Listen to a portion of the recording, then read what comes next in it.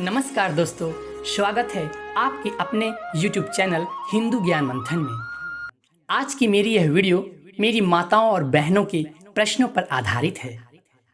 मासिक धर्म अर्थात रजो दर्शन से जुड़े हुए आपके कुछ प्रश्नों के उत्तर मैं शास्त्र प्रमाण के साथ देने का प्रयास करूंगा। जो कुछ कहूंगा शास्त्र प्रमाण के साथ कहूंगा। तो वीडियो शुरू करने से पहले एक छोटा सा आग्रह करूंगा, यदि आप हमारे चैनल पर नए हैं तो चैनल को सब्सक्राइब कर लीजिए। आइए जानते हैं पहला प्रश्न, मासिक धर्म में पूजन करें या नहीं, इस विषय में शास्त्र का क्या मत है। चांडालस्य वराहस्य कुक्कुटः श्वा तथैव च रजस्वला च खडस्य नेच्छेरन्नस्नुतो द्विजान् होमे प्रदाने भोज्ये च यदेभिर्भिविच्छते दैवे हविष्य पित्रे वा तदगच्छत्यथा तथम।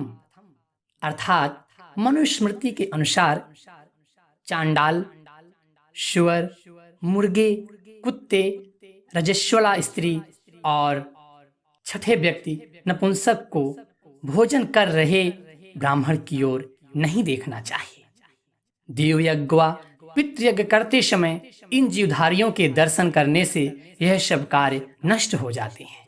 इसलिए रजो दर्शन होने के बाद देवताओं की प्रतिमा का स्पर्श करना अथवा शारीरिक रूप से भगवान की पूजा करना, इस पर विराम देना चाहिए।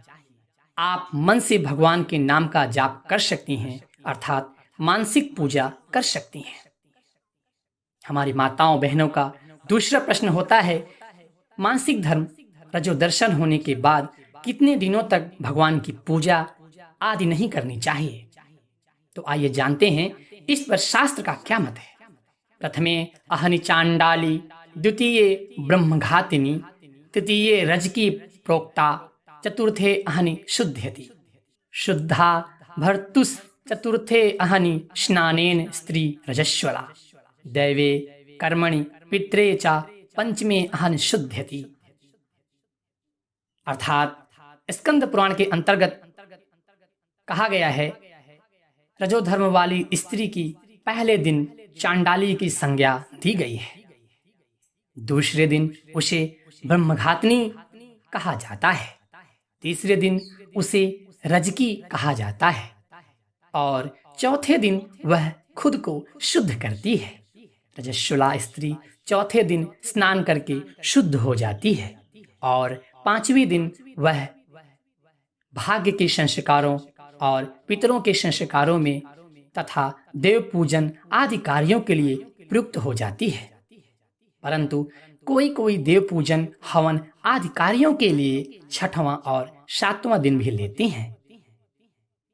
यदि आपको पांचवें दिन के उपरांत भी रजो दर्शन होता है तो ऐसे में पांचवें दिन के बाद क्या आप पूजन कर सकते हैं।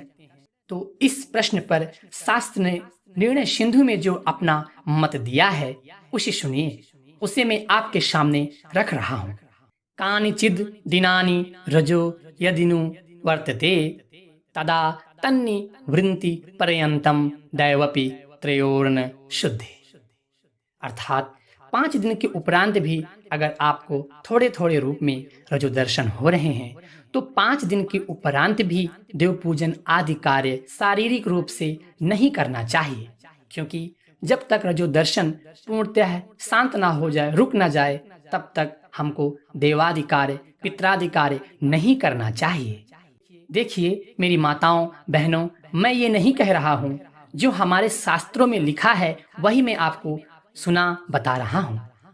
अब मेरी माताओं बहनों का जो तीसरा प्रश्न है वह है, व्रत के समय एकादशी का व्रत हो या पूर्णिमा का व्रत हो, चाहे वह कोई भी व्रत हो, उस दौरान अगर आपको पीरियड्स आते हैं, रजो दर्शन होते हैं, तो उसमें आपको क्या करना चाहिए। तो इस प्रश्न के जवाब में आइए जानते हैं शास्त्र का क्या मत है। सूदकादौ स्त्रीणाम रजो दोषादौ जोरादौ चा गृहीत व्रतादौ शारीर नियमान स्वयं कुर्यात् पूजादिकम अन्य द्वारा कारेत। धर्म सिंधु के अंतर्गत कहा गया है, मासिक धर्म व्रत के समय आ जाए तो उस व्रत को अन्न का त्याग करते हुए करते रहना चाहिए। अर्थात आप देव पूजन, देव स्पर्श शारीरिक रूप से ना करें, केवल मानसिक रूप से जाप कर सकते हैं, मानसिक पूजा कर सकते हैं, इसमें कोई दोष नहीं लगता है। बाकी देवादि कार्य किसी अन्य के द्वारा संपादित करवा देना चाहिए। कई माताओं के मन में यह सवाल होगा कि अगर हम पूजा नहीं करेंगे, कोई दूसरा करेगा तो हमें क्या फल मिलेगा? मगर ऐसा कुछ नहीं है। शास्त्र ने स्पष्ट कर दिया है, मासिक धर्म के समय आप अपनी पूजा अपने पति के द्वारा, बेटे के द्वारा किसी से करवा सकते हैं। बस आपको मानसिक पूजा ही करनी है, और मानसिक पूजा तो सबसे पहले भगवान को समर्पित है तथा स्वीकार है। तन की शुद्धि से बढ़कर मन की शुद्धि होती है। तन की शुद्धि चाहे वह पुरुष हो चाहे वह नारी हो, सभी के लिए बराबर होती है। इसलिए अपने मन में कोई संशय मत रखिएगा कि हम मासिक धर्म में अशुद्ध हैं। बाकी विचार करना आप पर निर्भर करता है। आशा करता हूँ यह वीडियो आपको समझ में आई होगी एवं अच्छी और उपयोगी लगी होगी। धन्यवाद।